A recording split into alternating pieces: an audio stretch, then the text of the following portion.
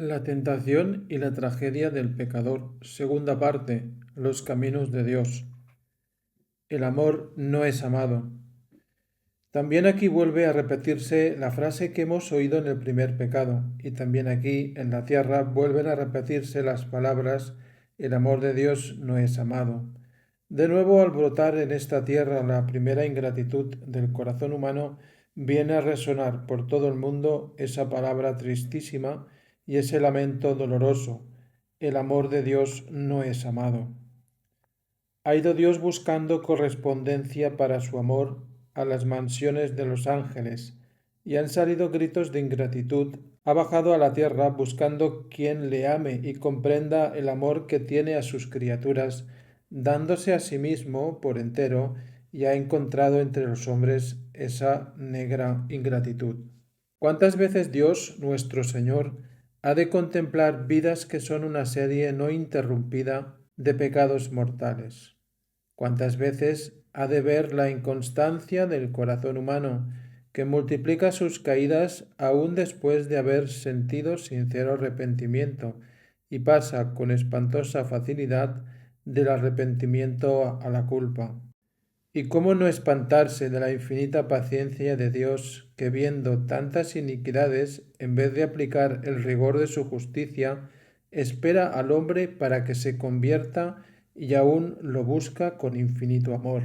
Mensajeros de la misericordia divina son tantas mociones y luces interiores, tantos ejemplos y exhortaciones como nos invitan a la conversión, misterio inefable de amor divino que Él solo debería bastar para santificarnos. La tragedia del pecador. Por nuestros pecados dejamos de ser hijos de Dios, para ser pródigos, miserables y siervos del demonio. La tragedia del pecador es esta, tragedia interior que viven todos los pecadores, aunque algunos lleguen a insensibilizarse para no percibir los dolores de ella, mientras otros los perciben por misericordia divina con mucha viveza.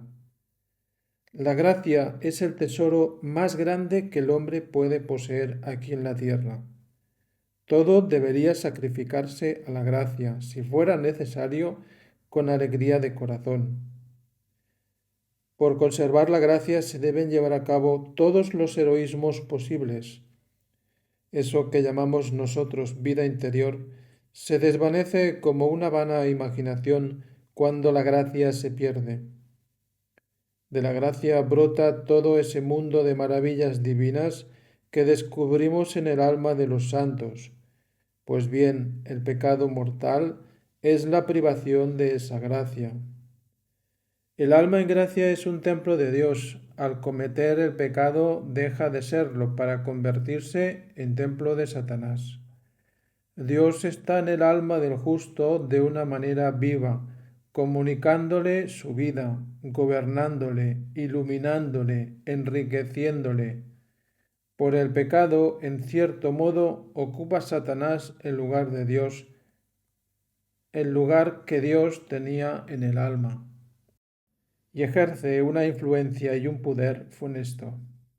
En vez de ser como trono de Dios vivo, en vez de aquellos misterios de amor que Santa Teresa describe al hablar de las comunicaciones entre Dios y el alma, ésta se convierte en trono de Lucifer y vive la vida del demonio.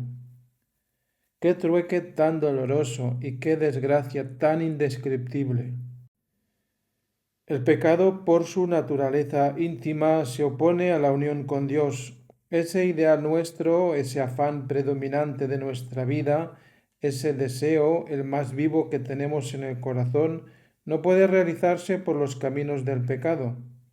En la medida en que entra el pecado en nuestro corazón, en esa misma medida impedimos la unión con Dios, nos apartamos y nos alejamos de Dios. Para quien desea ardientemente unirse a Dios, para quien tiene esa unión como único afán de su vida, este solo argumento bastaría para que aborreciera el pecado con el mayor fervor posible.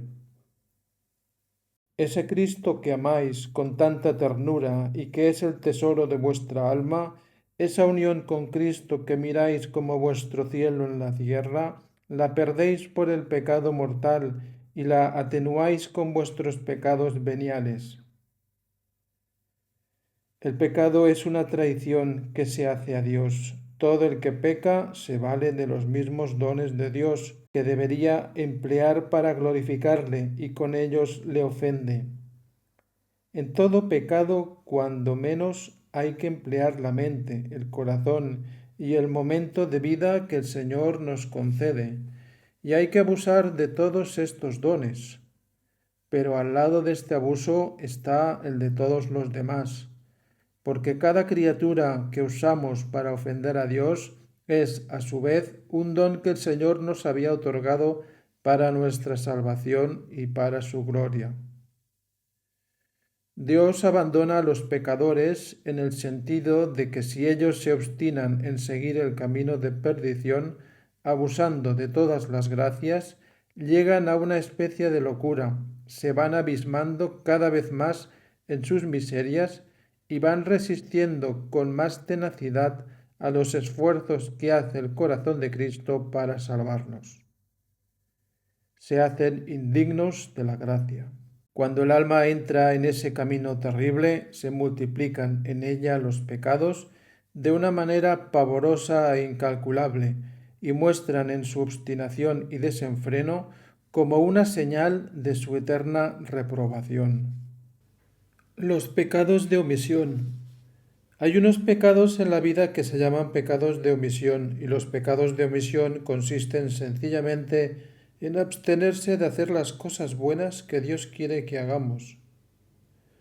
Los pecados de omisión son de los que menos se examinan y que, sin embargo, abundan muchísimo en las almas, porque en la ley de Dios, lo mismo que hay preceptos negativos que prohíben ciertas acciones, las hay positivos, que imponen ciertos actos buenos, y el que omite esos actos buenos quebranta la ley de Dios, lo mismo que el que va contra una prohibición de Dios.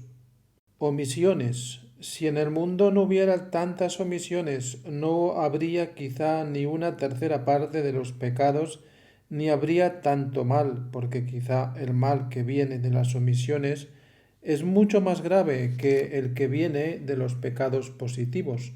A la larga humilla, mientras que el que viene de las omisiones pasa inadvertido y pasan por personas buenas gentes que no tendrán pecados positivos, pero que tienen su vida llena de omisiones. Viven solo para sí, para su egoísmo, para su regalo, para su honra, para su gusto. Y ese vivir para sí entraña una cantidad tal de pecados de omisión que verdaderamente espanta. Los pecados de los buenos. Lo que tenemos que examinar con preferencia son unos pecados que yo llamaría los pecados de los buenos, a los cuales no concedemos mucha importancia porque muchas veces en sí mismos, mirados aisladamente, cada uno de ellos no son pecados mortales, pero tienen una trascendencia enorme en toda nuestra vida. Las personas que se llaman buenas pueden caer en la aberración de creerse limpias, porque no cometen ciertos pecados más vergonzosos, teniendo el corazón manchado con otras culpas más sutiles, pero no menos graves y dañosas. Esto sería funestísimo, y no es un caso inverosímil o imposible. El peligro mayor de las almas buenas no está en los pecados manifiestos y claros, en una blasfemia, en un asesinato, en un robo, porque las almas buenas, aun en el caso de que caigan en esos pecados, se dan cuenta de ellos, se arrepienten y vuelven a Dios. El peligro mayor está en esa especie de penumbra moral en que uno se sitúa, en la cual realmente se vive. ¿Por qué buscar la felicidad de este mundo, vestir bien, comer bien, tener comodidades, pasarlo bien en la vida, etcétera? Todo eso en sí mismo no se puede decir que sea pecado mortal. Y por otra parte, atenuar el Evangelio, disfrazar con ciertos criterios que parecen discretos y prudentes las máximas del mundo y acomodarse a todo eso y entrar en esa especie de nebulosa, ahí sí hay peligro. Y hay peligro por esta razón, porque por ahí se va a cosas manifiestamente malas y desagradables a Dios, y porque por ahí el alma vive como adormecida en el mal. En esa nebulosa no ve claro y se adormece, y adormecida en el mal, ¿quién la despertará? Es necesario distinguir entre el pecado venial que se comete por pura flaqueza y como por sorpresa, y el pecado venial que nace de una mala raíz habitual que hay en nosotros, y que podríamos llamar de malicia. Los primeros son efectos ineludibles de la debilidad humana. Los segundos pecados son diversos, pero pues nacen de que el alma no ha vencido o mortificado sus aficiones desordenadas. Cualquiera de estas es un verdadero semillero de pecados veniales. Por eso se suele recomendar en la lucha contra los pecados veniales que se trabaje mucho por desarraigar o mortificar todas nuestras aficiones desordenadas.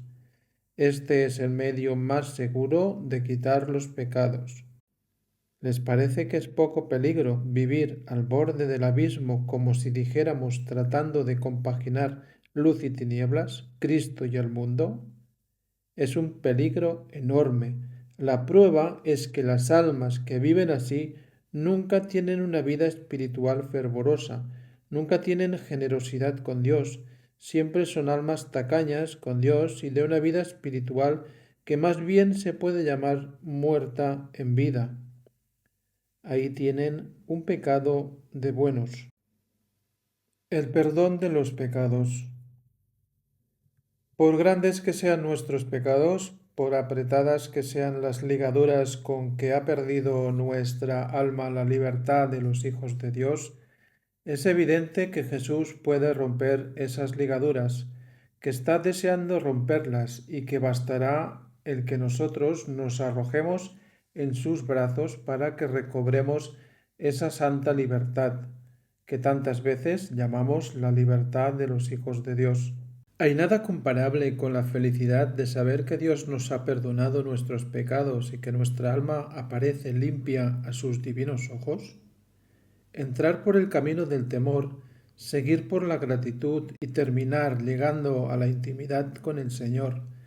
Ese es nuestro camino, aunque hubiéramos caído en el mismísimo pecado de Judas. El alma que sabe mirar continuamente los pecados con que ha ofendido a Dios, el alma que sabe, en esa mirada dirigida a los pecados, encontrar una fuente de gratitud hacia la misericordia divina, una fuente de penitencia fervorosa, de lágrimas amargas, el alma que sabe encontrar ahí un nuevo estímulo para el amor de Dios, el alma que sabe sacar de ese recuerdo de los pecados la humildad profunda que todos deberíamos sentir, es un alma que convierte el recuerdo de su pecado en medio de santificación y que aleja de sí muchísimos peligros. En la manera de perdonar los pecados hay sus grados. Uno es el perdón que alcanza quien solo tiene el mínimo de disposiciones necesarias para ello, y otro el que consigue quien, con perfecto espíritu de penitencia,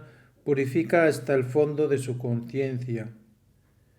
En el primer caso suelen quedar las raíces íntimas de los pecados y no se alcanza ni la perfecta paz ni la perfecta seguridad que son posibles en esta vida.